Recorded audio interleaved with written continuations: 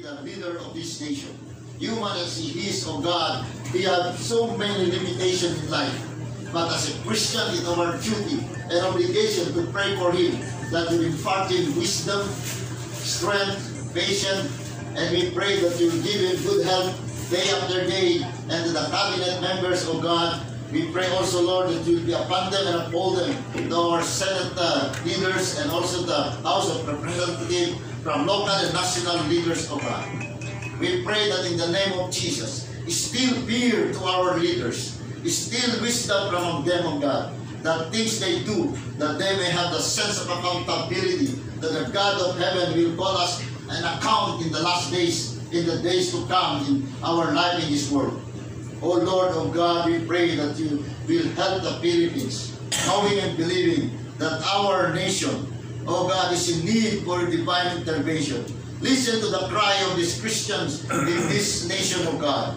We rebuke and bind the forces of encroaching to our nation, particularly the Chinese government and other Lord personality who want to disturb this nation, oh God. We have called this nation, these people of God, your people, or many Christians are praying for this nation. So Lord, please have mercy to our nation, oh God.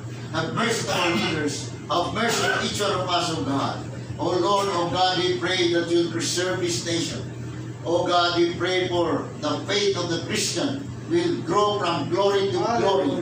We pray that every Christian may have the heart of hunger and thirst to be with you and to fellowship with you. Because the only things that will last longer in our life, oh God, is our relationship to you, particularly in prayer and intercession. Yes. So we thank you for the CCL, oh God, in the name of Jesus. Lord, you know every member of the CCL has also personal need.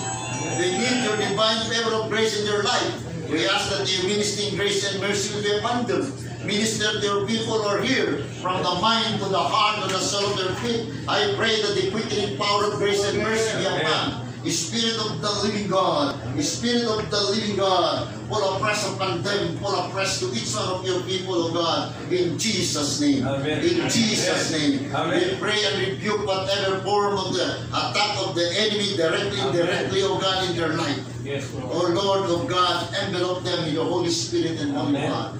In the name of Jesus. Amen. Bless us all as we bless thy holy name. We bless thy name, Father. We bless thy name, Jesus. We bless thy name, Holy Spirit. In Jesus' name. And all the people of God say, Amen.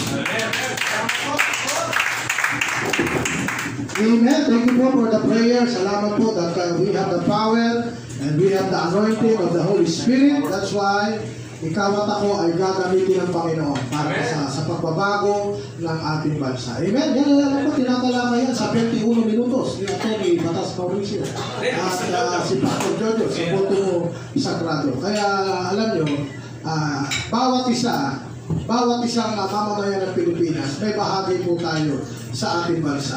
We may not be a superpower nation, but we have the superpower prayer. Amen? Amen. Hallelujah. Hindi na natin kailangan ng nuclear kasi wala naman tayo. Ang ating nuclear ay ang salita ng Panginoon. Amen po ba? Kaya nilalang yung nuclear, wawasakin lang ang tao. Kaya nilalang yung mga missile na yan to destroy, to kill. Diba? Ba't gumagawa ng ganyan? Diba? Layo nila yung pumatay at mangwasak. Pero gaya nga nasabi, tawagin natin si PJ. Alam niyo po, kilala niyo po ba si PJ? Si PJ ay si Pastor Jojo. So, natin si PJ, Punto Sagrado, malapit na ang eleksyon at mahalaga na tayong lahat ay magmanda sa nalalapit na kanan. Thank you, Bishop Sheffley. Pwede pang sabi mo sa kung babae at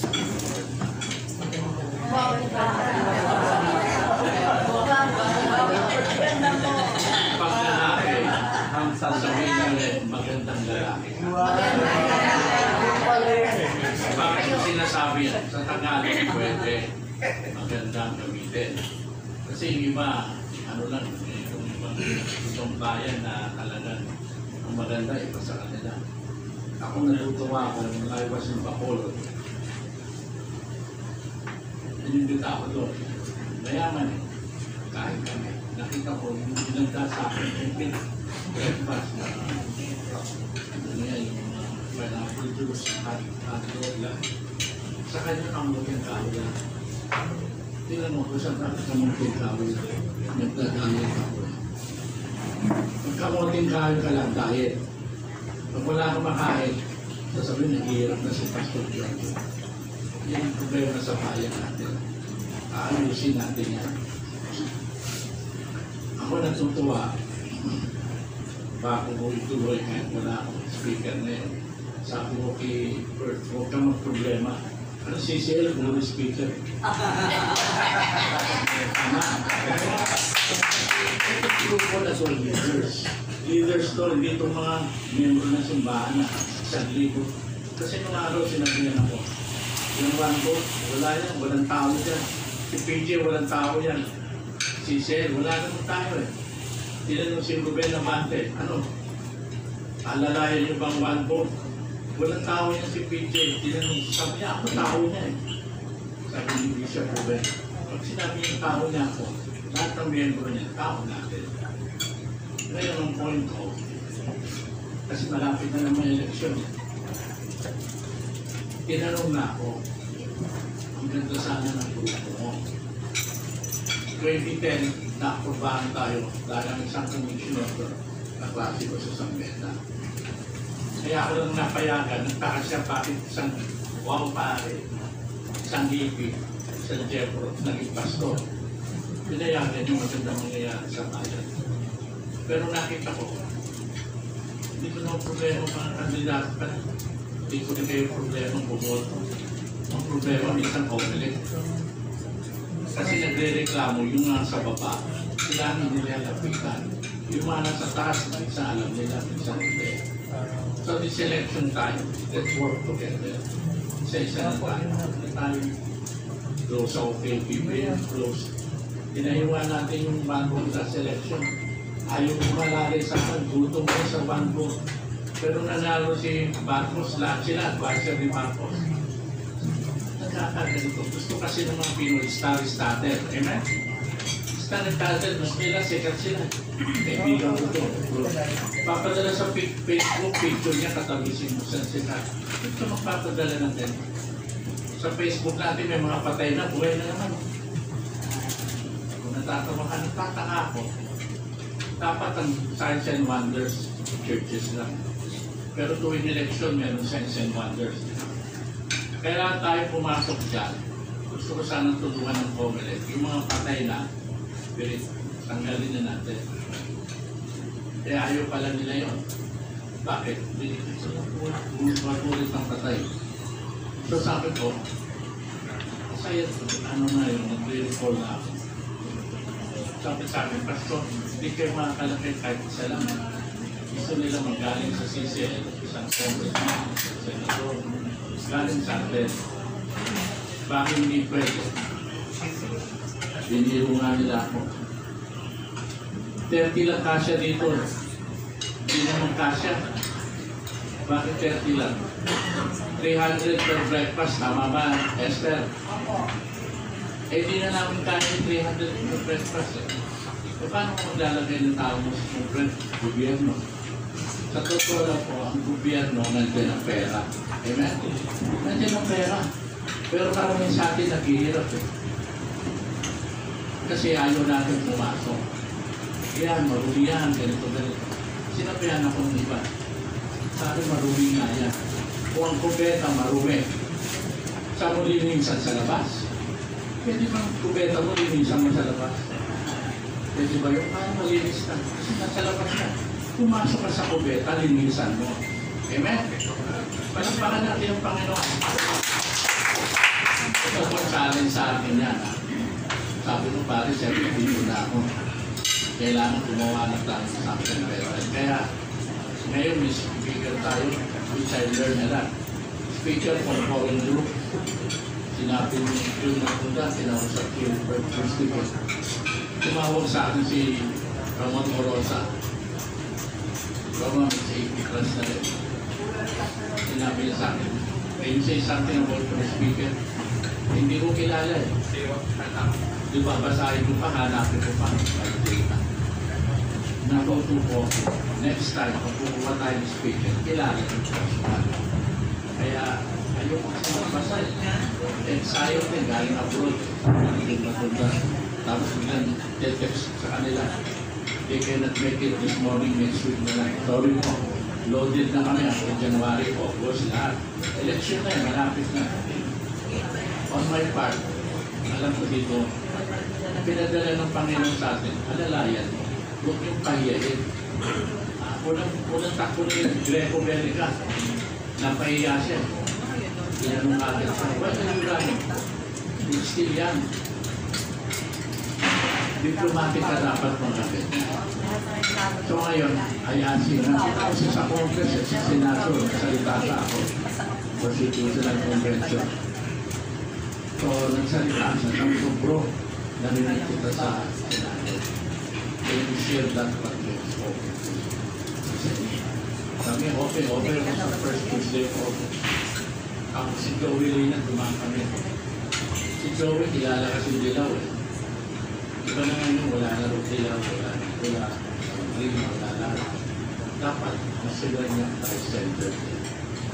Sinabing Christ Center, attitude, behavior, and character of Christ. Kasi nakita ko wala nang pupuntahan tayo. Yung mga Chinese, sabi mo, West Philippine Sea, nagkakao, pag nilalakad ako 67 Chinese din.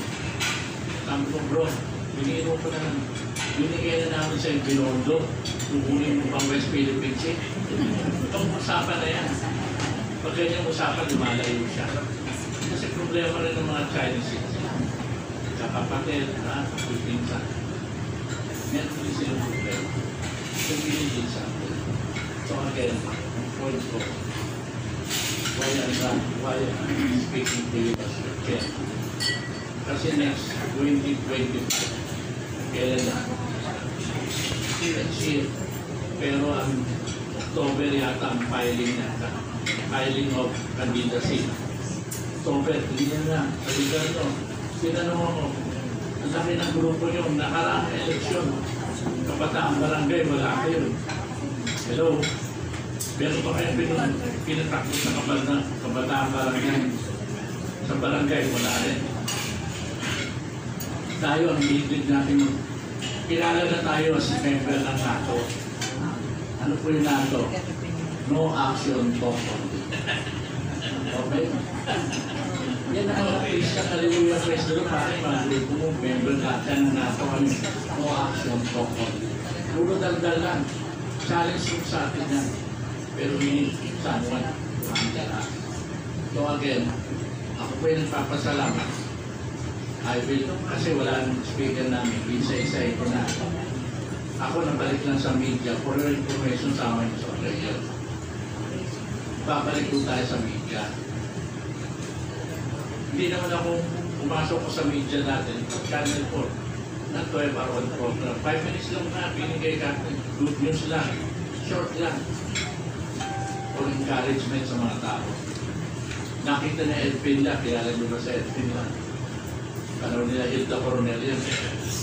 Tinatanggal ako, tanggalin niya. Anong ginagawa ng mga ganyan? Word of God, mga ganito. Okay lang. Wala naman akong bayad. Okay lang sa akin. Pero ba't ang uli nalaman ko bakla ka pala? Lahat ng mga OJT na mga wapo, pinakikailaman niya. But the Lord has to do it.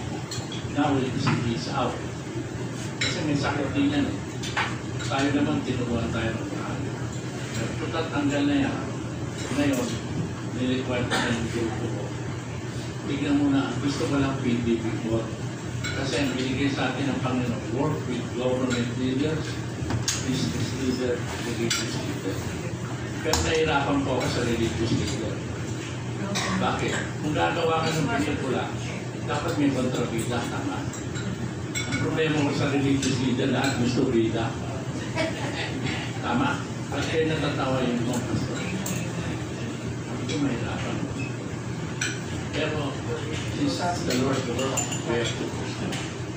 Okay, this time, ako kaya ako nabuhay sa media.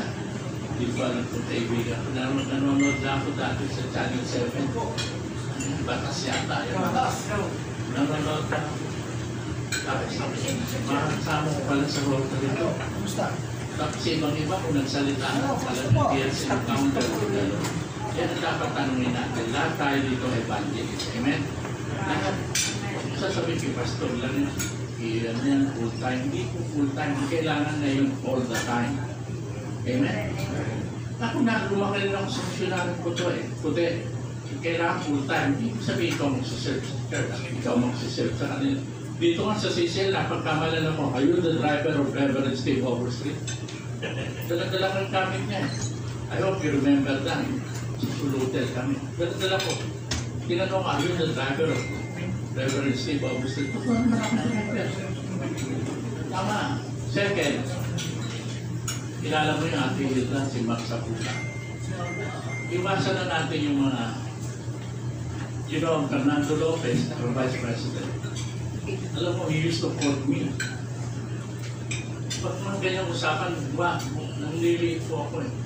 Kasi ayaw ko naman ganyan. Hindi, makikita mo naman kung totoo. So anyway, basta I'll give you the floor. Kasi alam na nila, tutuwa sila umaatin ka.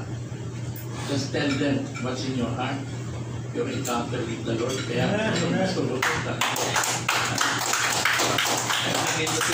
marami ang ligtas sa atin ngayon ito dahil nakialam na ako sa mga real estate eh. Kaya ito pakinggan natin si Atty. Batas.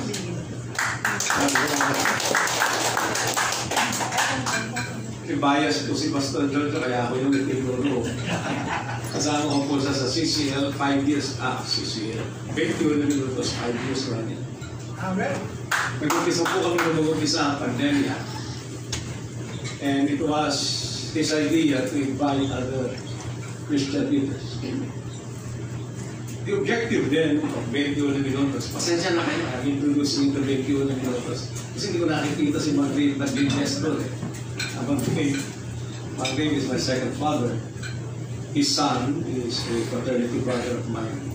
The current General National Secretary of the Integrated Bar of the Philippines, Attorney Doroteo Dodi Aguila. The second, he was named after his grandfather, the governor of La Union, during the days when the Philippines was still filled with governors before. There was a concept that kept running in our minds.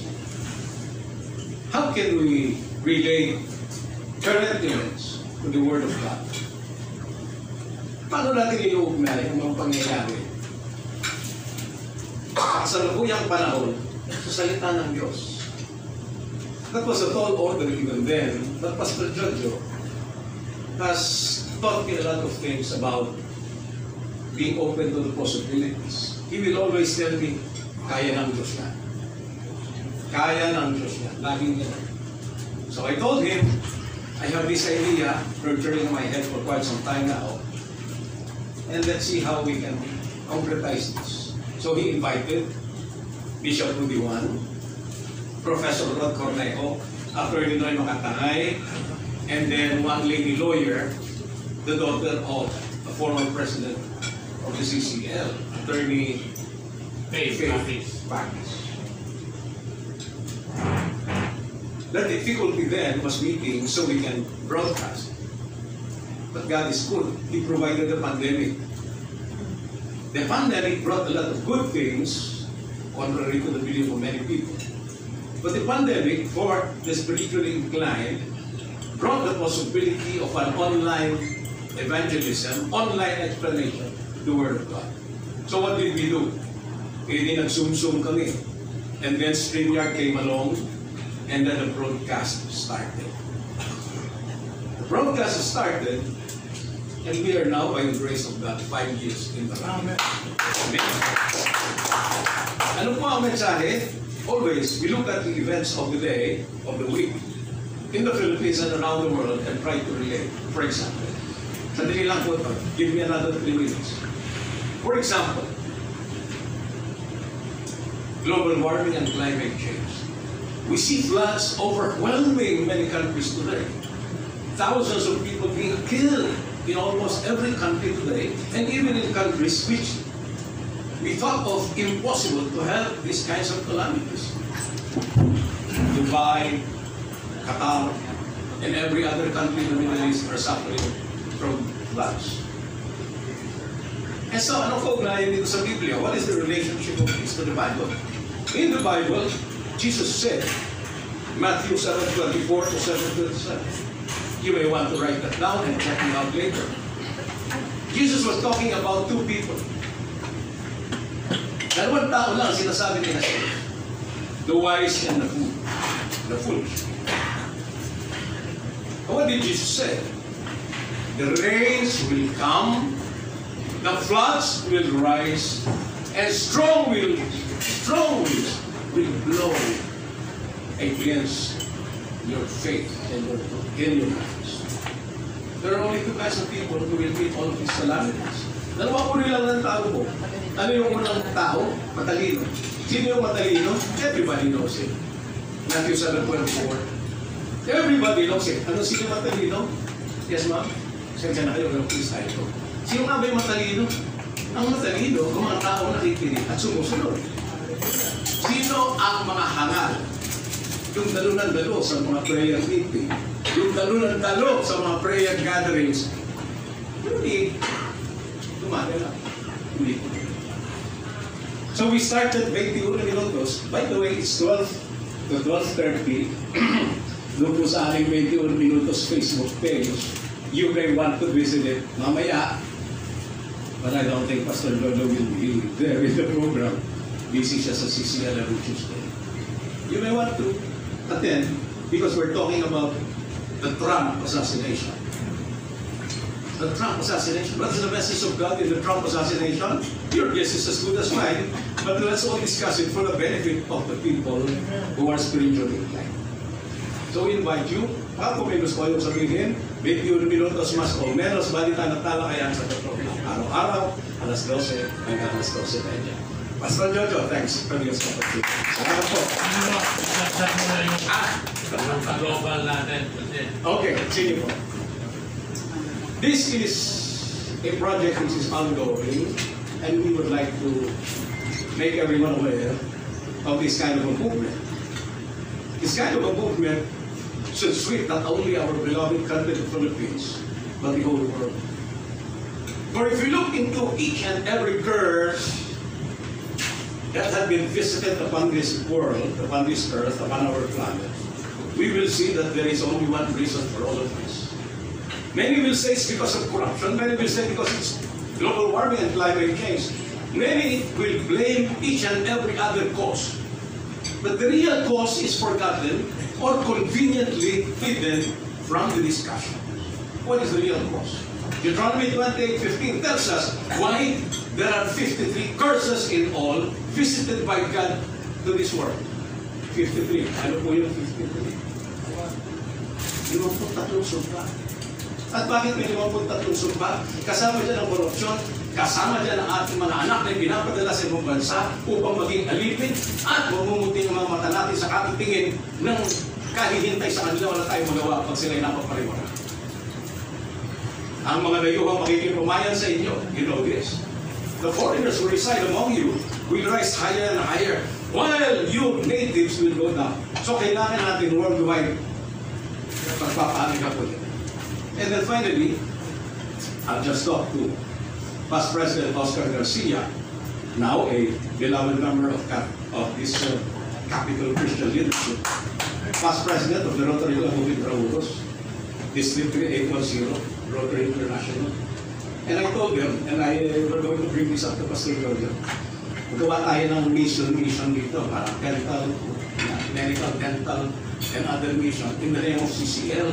So more people can be encouraged. Like what they have done in Caloocan. Tama po ba? Yes. O yan. And finally, isang boto mo sa grant. Ano po yun? We know we are all leaders. Sabi ka rin ako dito. Ano ni Bishop Sherry. But then, what sort of leaders are we if we cannot ask our congregation members to vote as we will agree to vote on? For example, meron po simbahan dyan, napakalaki. When their leader tells them who to vote for, everybody goes to line. O, mas marami magsasabi, teka muna, Kristiyano tayo. we have to have our own free will. Free will keep us out of paradise. What am I saying? The benefits of the time, sinabi ko kay Pastor George, the man, the command go. I think Pastor George should be talking about this more and more. You lead your church. Bring your members to vote for whoever you will say they should vote for. Bakit po ganun? Tayo po nakakala kung sino ang manluloko sa gobyerno, sino ang magnanakaw, sino ang matiwalik, sino ang magkurap. And why don't we speak out dito sa mga membro natin? We should. And we're doing it in our group right now. We have given the command. Listen to what we're saying about who to vote for. Sama-sama tayo ito sa tunay na pagbabago ng Espiritu. Maraming salamat po.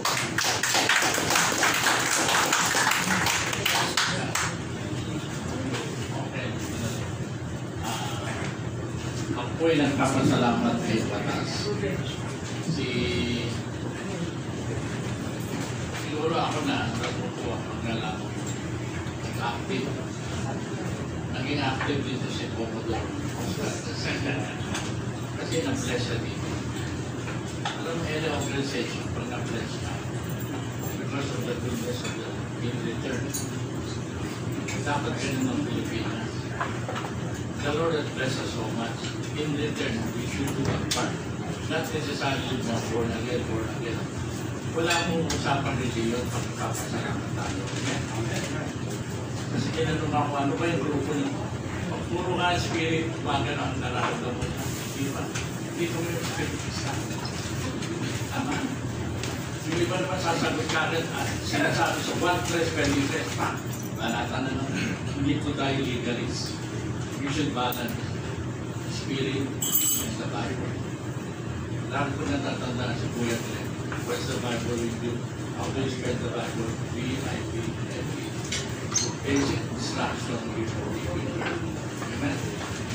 Basic instruction. So, nare-remind din ako. Second, which is statesman. Sa kanya ko nagpapasalamat ako. Statesman think of the next election. The politician thinks of the next election. Kaya tama rin si Bishop Shelby. Makikialam na rin ako sa barangay. Kasi sa barangay pa lang, huli na natin sino atit yan. Alam nyo na kilala nyo sino mandarang bomb yan eh. Ba't natin pang napunta ka sa Hong Kong tsaka huliin?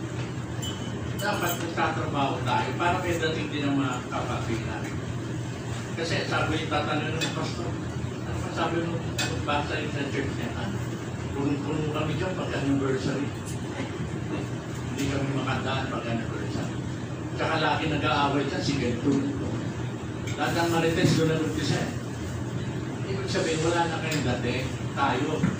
Kaya di tayo pinapansin ng gobyerno kasi wala naman dati. Tapos pag nagpadala, alam mo yung bishop na nagpadala ko si GMA dati, urban, yung katoliko, yung iba, safari, diba?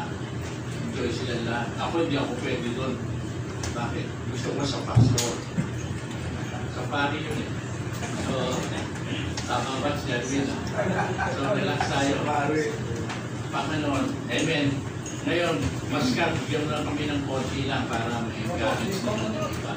Ang mga medyo, yung from the word, from your heart, bakit ka nagiging active sa sisiya? Ito kasi, officially, he was encouraged to me. Why? Beauty rin to eh. Painful yan sa first wife niya. Iyak lang ng iyak. Kasi hindi po ibang klase. Tapos nakaasawa ng dalaga yata, di ba? Sabi niya, hindi ko siya naman. Pang-lawyer ba yun? Anyway, ito lang ang masabi po siya. Magandang umaga po sa inyo lahat. Morning. Tuloy po, ito po si Pastor Patas. Alam na alam niyo po ang buhay ko. Yung takbo ng buhay ko. Pagkat siya po, bugato ko. So lahat ng problema ko sa kanya ko, dinadaig. So, pinasadot ko na ho lahat, Pastor Patas. At awan naman ng Diyos ay although marami akong pinagdaanan, talagang a lot of challenges in my life, especially when my first wife died. And I just keep on praying and praying and praying. There's the time that God ever found another woman who is so very religious, lovable, understanding, and highly educated.